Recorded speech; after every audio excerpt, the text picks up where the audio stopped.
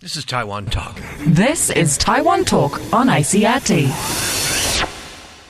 Earlier this month, the Minister of the Interior, Li Hongyuan, began a crackdown on unlicensed guest houses in Qingjing, a scenic mountain area in central Taiwan. He later called on local governments around the country to launch similar investigations. The ministry has said that it's seeking to close down unlicensed lodgings that are at a high risk for natural disasters.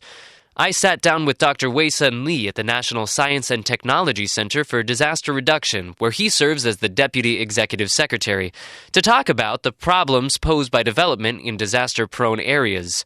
I asked Dr. Li to describe the kinds of risks that face Qingjing. One of the major threats to the people, because overdevelopment, sometimes we will concentrate impact from the nature hazard. Because they are a mountain area, the major problem there could be two: landslide and mudslide. When typhoon or torrential happen, the mudslide and the landslide are two direct impacts. If a lot of people there, so you can imagine kind of a casualty, property loss will cause by kind of nature hazard. So this is why I think the Ministry of the Interior pay attention to kind of overdevelopment. But kind of the problem in Qingjing is not only one in Taiwan, like you see in Dajiaxi River, Guguan, and also Lushan, Hot Spring area. They also have the same problem. The overdevelopment will cause several problems in mountain area. Because we cut more trees, there is the last land we can have the area to let the water infiltrate into the ground. When torrential rain comes, it will form more the flash flood. More flash flood, it will cause more problem like the debris floor and landslide. So this is why in mountain area, the overdevelopment first impacts some people live there. Another big problem about some highways in mountain area. So we suffer a lot of bridges interruption or road interruption during typhoon times or torrential time. So the problem is how our people understand the risk there. This time, I think the Minister Li tried to remind our people, please pay attention to the potential risk in our homeland. And also, I think it's a good way to urge our people, next time, when you choose a place to visit, when you choose a place to cultivate, please also pay attention to the potential risk in the area. And it's not just mudslides and it's not just torrential rains. There's also areas that could be affected by earthquakes. What are some of the risks posed by overdevelopment in areas where earthquakes are common? When you look at the area like Taipei, even New Taipei City, if we calculate the total population, Taipei, New Taipei City, Taoyuan, and Keelung, maybe 1/3 our population are in this area, like being about 7 million more people living in the district. In the highly density population city, when earthquake happen, when there is some old existing houses or building, they are really vulnerable. Though we revise and enforce new construction codes after each earthquake, but we still have a lot of old and existing building in our society. When earthquake hits, there are probably some damage, probably cause some casualty. So when we talk about earthquake and landslide, we should look at different areas. Well, landslide, of course, mountain area, because 70% of area of Taiwan is in slopeland. But about earthquake, we should pay a special attention to the urban area, like I explained. Some old houses, even some deteriorating public infrastructure, like bridges, we should pay a special attention to. In your regard, how severe is this problem of overdevelopment? Is this a very severe problem for Taiwan? I think it's a long-lasting problem because over a certain period of time, we pursued economic profits from development. So overdevelopment is an existing problem in Taiwan. So why do you think that this is a problem that's being focused on so much now? I think we not emphasize the problem now, but through the one documentary, people pay attention to. I think it's very good beginning for people to really focus on the issue. Sometimes in disaster management, we need kind of the window of opportunity. Kind of the problem existing a long time, but we can not gather public attention, public concern on one issue. Kind of the documentary try to remind people, yes, it's the time we should do something before it's too late. Like kind of disaster risk reduction is kind of process. We try to lower the risk. Luckily, right now, nothing happened in Qingjing. So it's the time we should reduce the risk there. So maybe we should first reduce the capacity of people visit the area. Gradually, we can change the environment there. Maybe one day it should be more beautiful than now. Because we lower the risk, people can visit the place safely. Now that we have all of these developments in that area, what can we do about the structures, the businesses, the infrastructure in that area that is in an unsafe location? What can we do to address that problem? I think to solve the kind of problem, you need the progressive process. Like a lot of houses there, you cannot expect to tear down everyone in 1 or 2 years. You need the time. You need to provide some incentive and alternative to people live there to change their way to live, like lower the capacity in the region. Thanks for tuning into Taiwan Talk. I'm Keith Manconi. This is Taiwan Talk. This is Taiwan Talk on ICRT.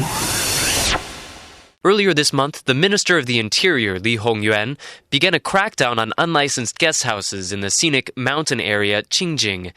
He later called on local governments around the country to launch similar investigations. The ministry has said that it's seeking to close down unlicensed lodgings that are at a high risk for natural disasters. I sat down with Dr. Wei-Sen at the National Science and Technology Center for Disaster Reduction, where he serves as the Deputy Executive Secretary, to talk about the problems posed by development in disaster-prone areas.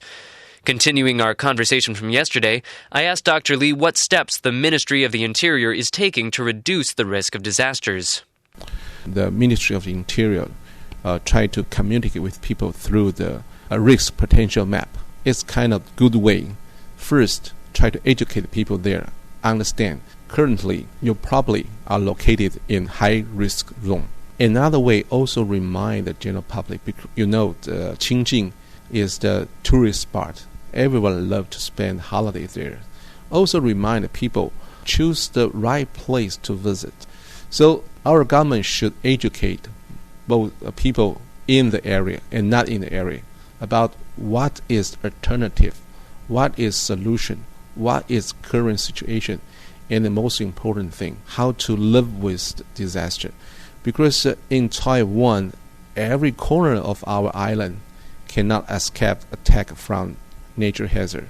So we must understand how to live with disaster. So kind of transparent risk is very important attitude in our society. So if both tourists and residents of the area and businesses that operate in the area, if all of those people have the information to prepare for a disaster, what kind of actions could they take to mitigate those risks? For example, next time, if you have to visit Qingjing, you have to choose the right time. Pay attention to weather reports. If you know upcoming rains, so it's not good timing to visit there. But if you live in Qingjing area, it's the time to think about the allowable capacity in your area.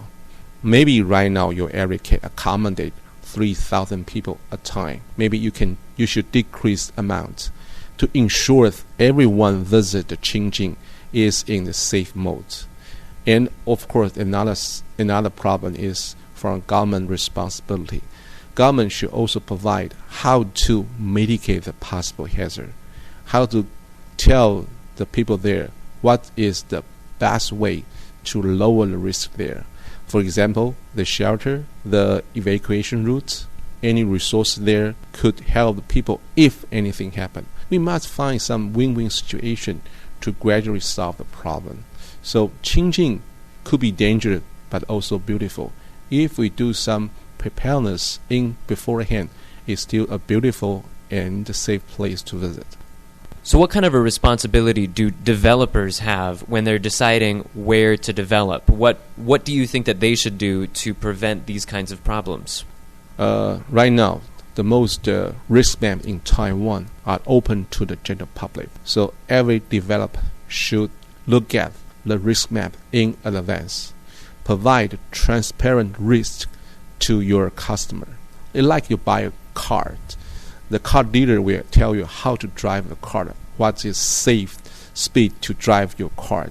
Likewise, if any customer buy a new house, you should tell the design criteria of your house about earthquake and tell you about environment, what kind of most tolerate rain you can have in your district, like 300 millimeter per day is your limit.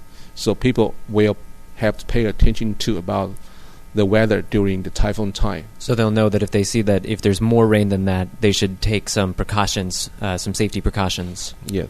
And could you also talk about some of the programs that your center have in progress to help mitigate some of the problems that Taiwan faces in terms of disaster? My institute, National Science and Technology Center for Disaster Reduction, NCDR, is kind of think tank to our government. We help for the disaster risk reduction and the emergency preparedness. One of our major job on disaster risk reduction, we try to provide kind of integrated risk map. Actually, you can download a lot of risk map from our website. Actually, it's the joint collaboration with other government agencies, like from the Central Weather Bureau, Water Resource Agency, Soil and the Water Conservation Bureau. They provide all kind of information, and NCDR integrate it together. It's about, we call it long-term and or statistic risk. For the dynamic information currently, since this year, NCDR also joined collaboration with the Google. We provide a lot of instant information to our people, especially during the typhoon times. We use the Google Crisis Map to disseminate a lot of information. So we hope everyone in Taiwan can receive different kind of information. For long term, you know how to protect your family. During emergency, through the government and the Google channel, you can receive instant information. You can make some decision. You can protect yourself and your family. We call it kind of the whole society information dissemination.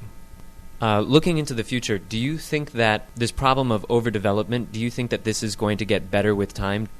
I think the situation will be improved through the determination from our government and the collaboration from our people, because right now is a kind of a social movement to pay more attention about sustainable development in Taiwan. I think it's the good start. I think the movement will continue. Thanks for tuning into Taiwan Talk. I'm Keith Manconi.